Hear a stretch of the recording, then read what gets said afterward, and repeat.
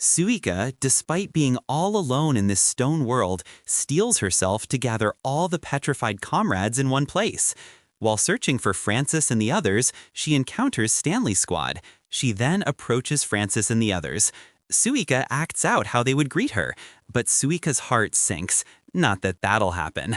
Even while dragging Ginro's statue, she admits out loud, "I'm lonely. I miss you guys."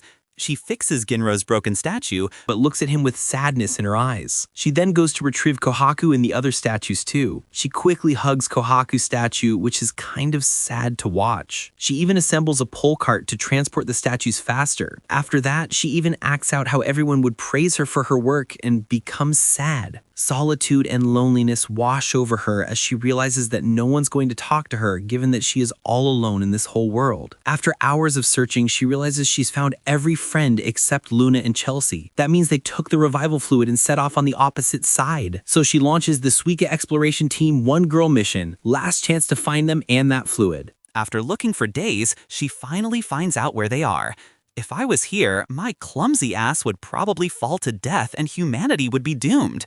She finds Luna and Chelsea, but no revival fluid. In other words, there is no revival fluid left. As a result, sadness washes over her as she realizes that she will die alone. However, even after all hope is lost, Suika doesn't give up. After losing all hope, she clings onto Kohaku's leg. Bro, are you trying to make me cry or something? Still, she continues with her life, and one-sided talking with her friends keeps her going. Upon discovering the revival fluids recipe on Senku's statue, she becomes emotional at the thought of seeing her friends once again. But looking at Senku's statue, she gets hope that she will be able to pull it off even if it may seem impossible now. Although she can read everything, the instructions are too complicated to understand. Despite the setbacks, she tries one of the methods from the paper.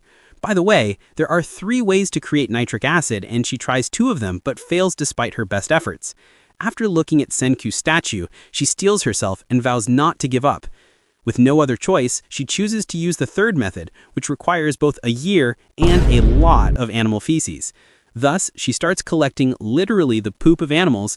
With Chelsea's map, she even starts harvesting bird poop from a nearby island and experimenting with it. She then starts the process of making the revival fluid.